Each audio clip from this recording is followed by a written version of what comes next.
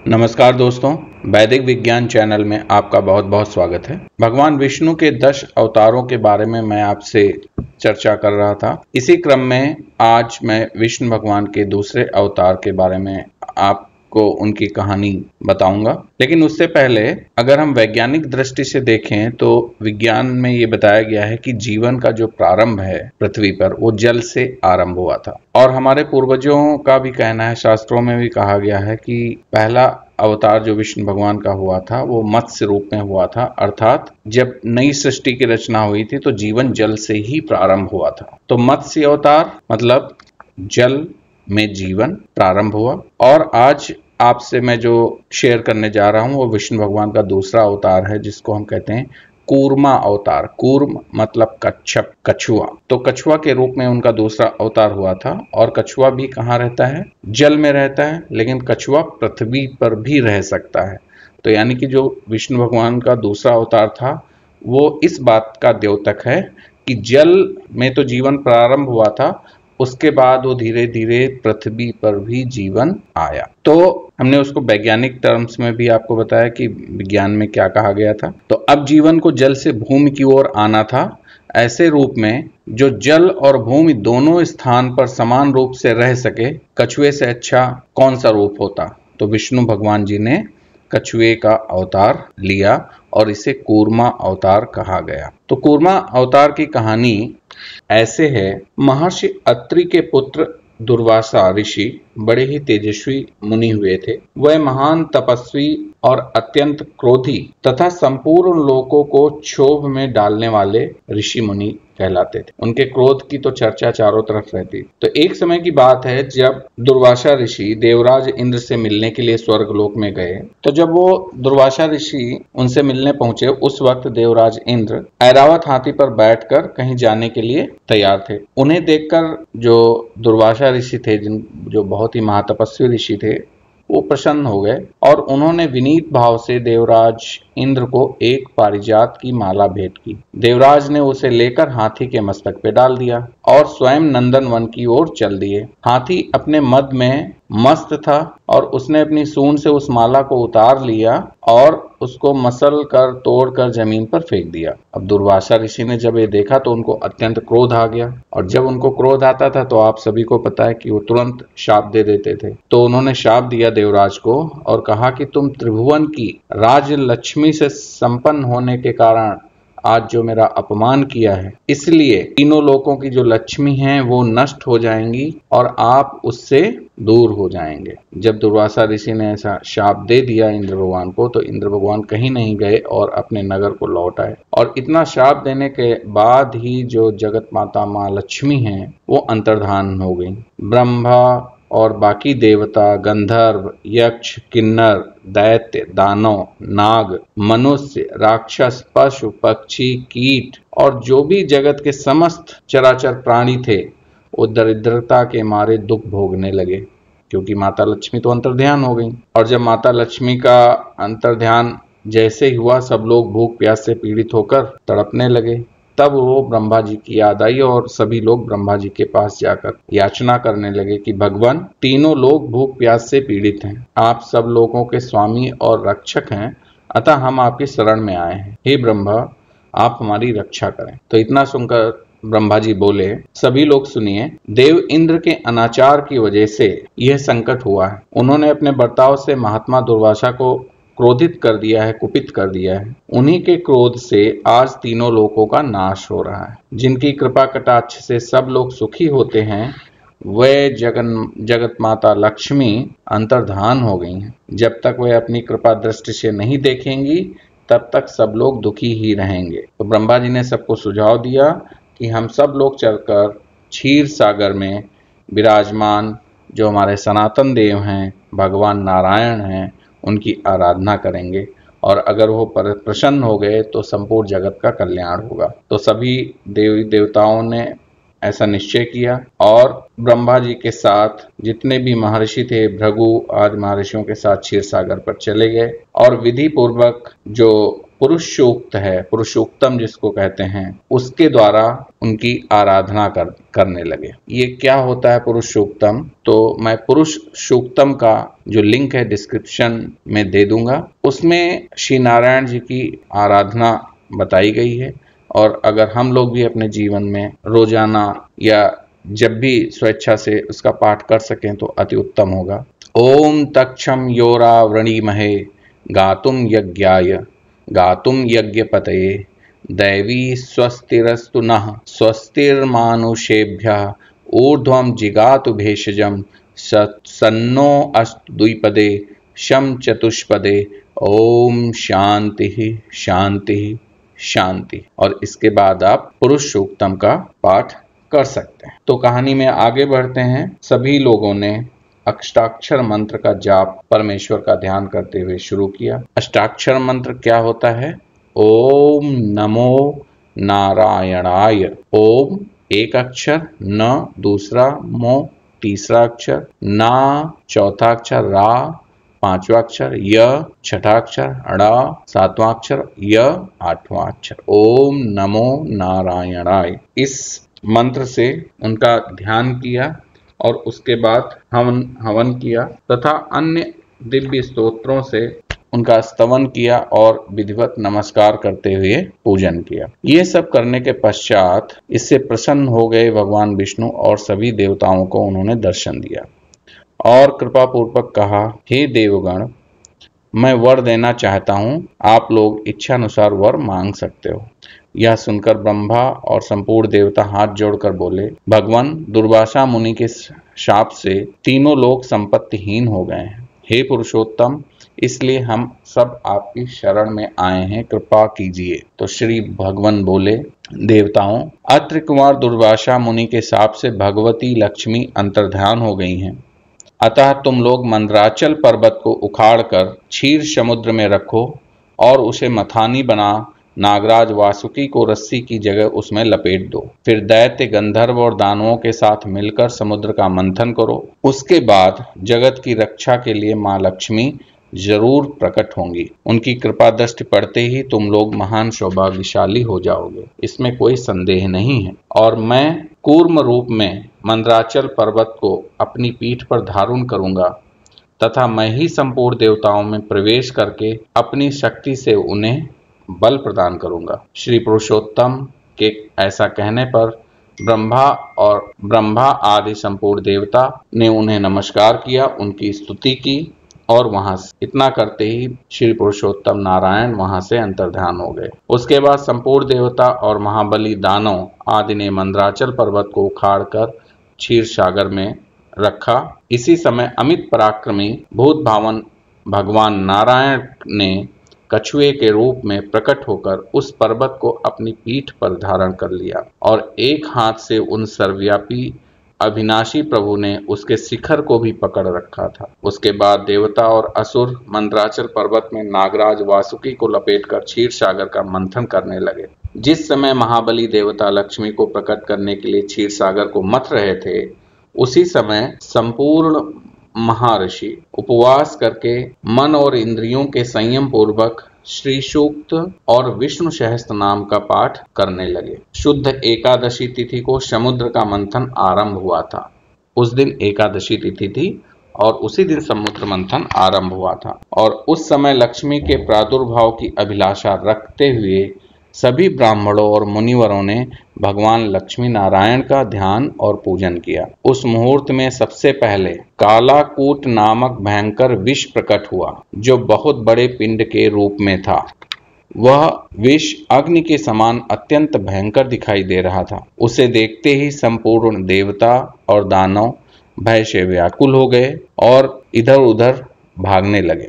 उसी समय भय से पीड़ित हुए जो देवतागण थे और जो भाग रहे थे इधर उधर, उनको भगवान शिव जी ने रोका और कहा कि इस विष से भय ना करो। इस कालाकूट नामक महान विष को मैं अभी अपना आहार बना लूंगा। इतनी बात सुनकर इंद्र आदि देवता उनके चरणों में पड़ गए और साधुवाद देने लगे।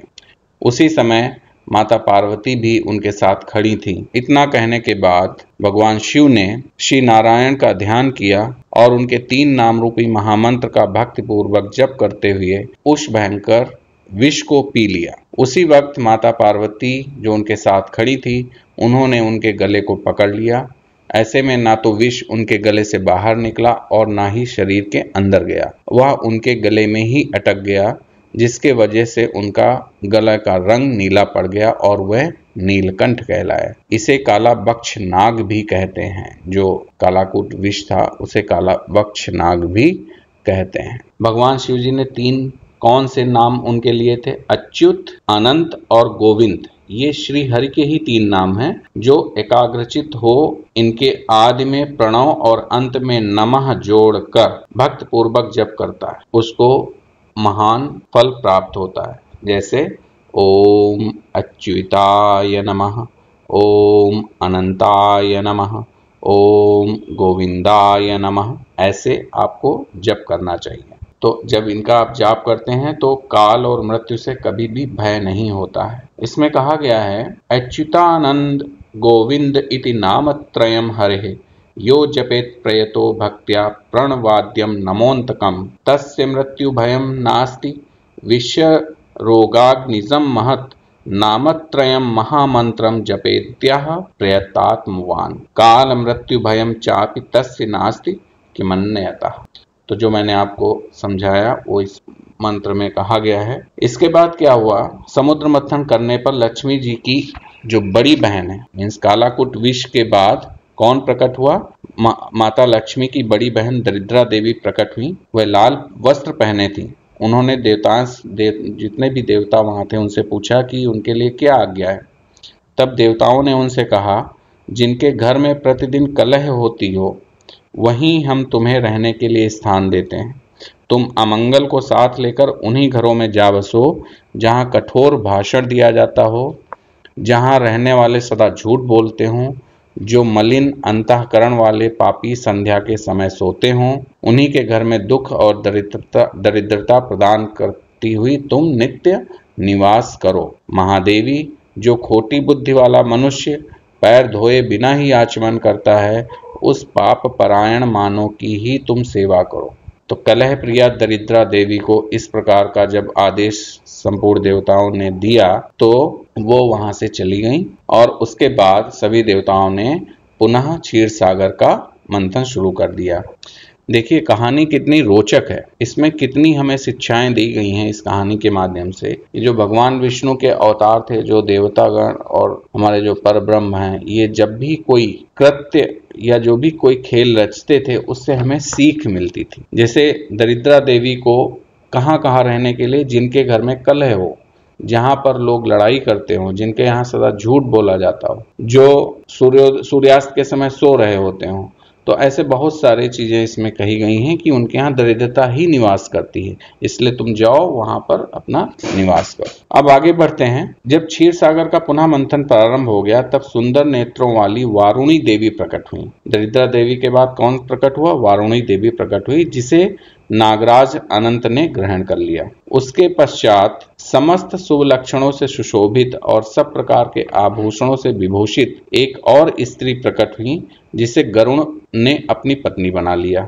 इसके बाद दिव्य अप्सराएं और महातेजस्वी गंधर्व उत्पन्न हुए, जो अत्यंत रूपवान और सूर्य, चंद्रमा तथा अग्नि के समान तेजस्वी थीं। तत्पश्चात ऐरावत हाथी, उच्चैःश्रवा नामक अश्व, धन्वंतरी वैद्य, पारिजात वृक्ष और संपूर्ण कामनाओं को पूर्ण करने वाली सुरभि गौका जो गाय थी, उसका प्रादुर्भाव हुआ। इन सबको देवराज इंद्र ने बड़ी प्रसन्नता के साथ ग्रहण कर लिया, उन्हें अपना लिया। इसके बाद जब एक दिन खत्म हो गया, एक दिन समाप्त हो गया क्षीर सागर का मंथन करते हुए, जब अगले दिन प्रातःकाल सूर्योदय होने पर मंथन चल रहा था, तो उस दिन जो तिथि थी वो थी द्वादशी तिथि। तो द्वादशी तिथि को सूर्योदय होने पर संपूर्ण लोकों की अधीश्वरी कल्याणमयी मां भगवती महालक्ष्मी प्रकट हुई, जिनकी आशा में सभी ये समुद्र मंथन कर रहे थे। तो जब माता महालक्ष्मी प्रकट हुई, उन्हें देखकर सब देवताओं को बड़ा हर्ष हुआ। देवलोक में दुंदुभियां बजने लगी, वन देवियां फूलों की वृष्टि करने लगी, गंधर्वराज गाने और अप्सराएं नाचने लगी, शीतल एवं पवित्र हवा चलने लगी, सूर्य की प्रभा निर्मल हो गई, बुझी हुई अग्नि जल उठी और संपूर्ण दिशाओं में प्रसन्नता छा गई। तो किस दिन उनका प्रादुर्भाव हुआ? द्वादशी तिथि के दिन। अब मैं इसका आपको फिर से चर्चा करूंगा कि द्वादशी तिथि के दिन हुई तो क्या होना चाहिए। तो उसके बाद शीतल और एवं अमृतमयी किरणों से युक्त चंद्रमा का प्रकट हो, जो माता लक्ष्मी के भाई कहे जाते हैं और सबको सुख देने वाले कहे जाते हैं। वह चंद्रमा सभी नक्षत्रों के स्वामी भी हैं और उनको बच्चे क्या चंदा मामा के कई पुकारते हैं, तो सभी जगत के मामा भी हैं। इसके बाद श्री हरि की पत्नी तुलसी देवी प्रकट हुई, जो परम पवित्र और संपूर्ण विश्व को पावन बनाने वाली। ऐसा कहा जाता है ना कि सभी के घर के आंगन में माँ तुलसी का पौधा जरूर होना चाहिए, उनकी पूजा नित्य होनी चाहिए। जगत माता तुलसी का प्रादुर्भाव श्री हरि की पूजा के लिए ही हुआ था। उसके बाद सब देवता प्रसन्नचित्त होकर मंदराचल पर्वत को उनके अपने स्थान पर रख कर आ गए और सफल मनोरथ हो करके माता लक्ष्मी के पास जाकर सहस्त्र नाम से स्तुति करके श्री सूक्तम का जाप करने लगे।